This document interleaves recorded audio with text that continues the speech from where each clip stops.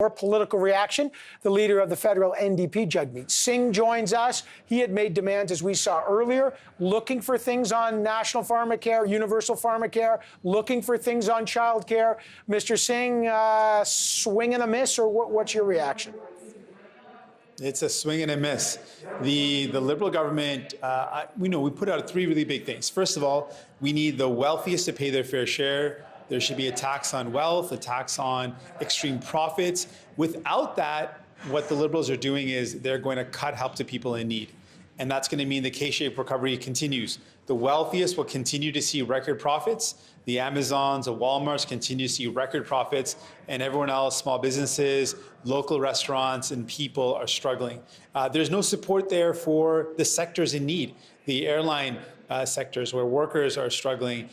We know that tourism is struggling. There is no real sector-specific supports, nothing meaningful. And we had said not only should there be support, but it should be tied directly to work. That's not there as well. And then finally, we said we need to see a commitment for more help.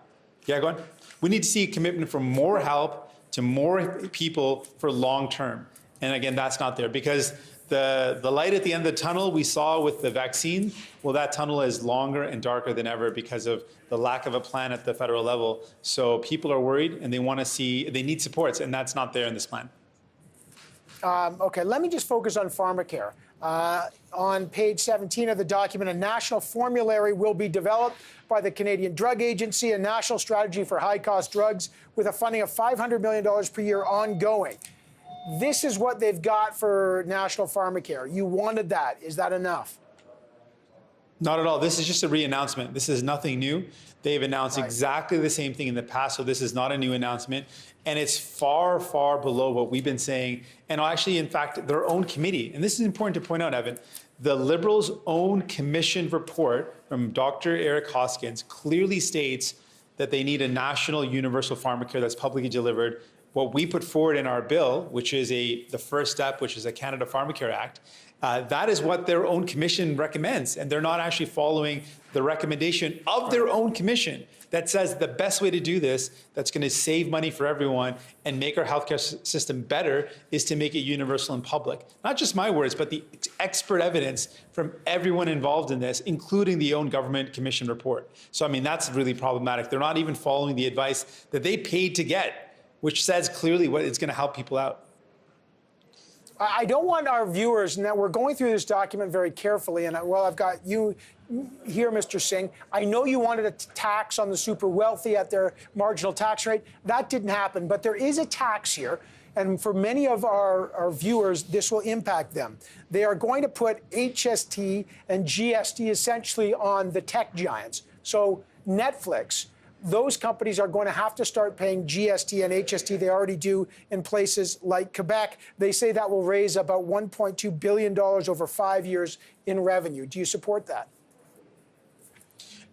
Absolutely, I support that, but we want to go way farther than that. These are companies that are making record profits in our country off the backs of Canadians and pay no tax here.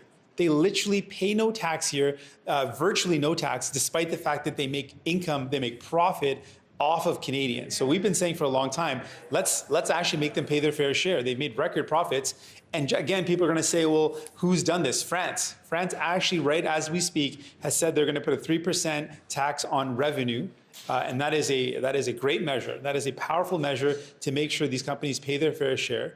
And that's something that we put on the table. Follow what France has done. Make sure they pay their fair share. Again, completely failing to do that. And the cost of failing to do that is that if you don't make those who are profitable, those ultra wealthy, the ultra rich, pay their fair share, people pay the price. If the richest companies don't pay their fair share, then everyone else, everyday families that pay their fair share, they don't get the help they need. That's the cost. That's what this Liberal government's doing. They're choosing to protect the profits of the wealthiest, and they're hurting people as a result.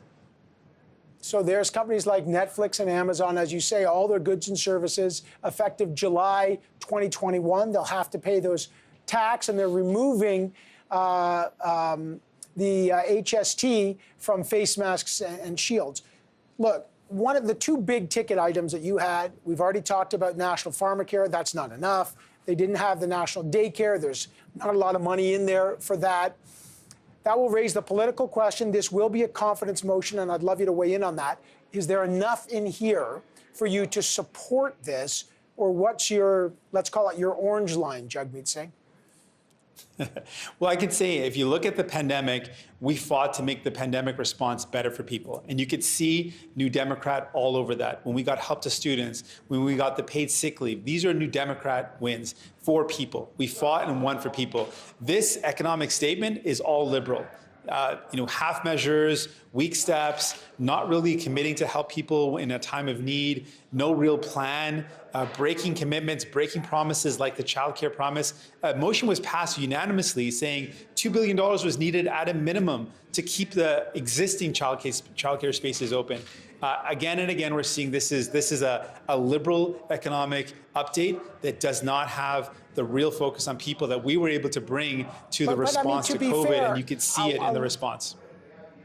Mr. Singh, a lot of folks are going to say, in a worst case scenario, we're talking about deficits of $400 billion. For a lot of people, that's a mind-blowing figure. They're listening to you as if that's not enough. Are you concerned about the deficit? Absolutely concerned about the deficit. But here's the problem. If the Liberal government continues down the path they're going down, they're going to cut help to people, but they're going to protect the profits of the extreme profits made by the wealthiest corporations. They're going to allow the richest and wealthiest Canadians, the billionaires, who have increased their wealth by $37 billion and counting during the pandemic. They're going to say the wealthiest, we're going to protect their wealth. The richest corporations, we're going to protect their profits, but we're going to ask people to pay the price.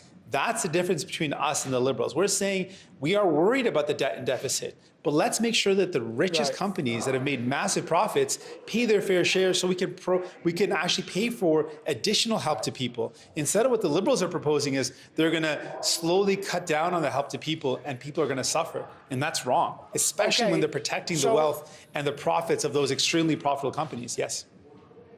So just to summarize, unless this changes, you can't support it as is. You're into your negotiation, and we've seen this Parliament do this before. So let's dig in. I always appreciate you joining us so quickly, Mr. Singh, and I look forward to more conversations in the future. Thanks, Jagmeet Singh.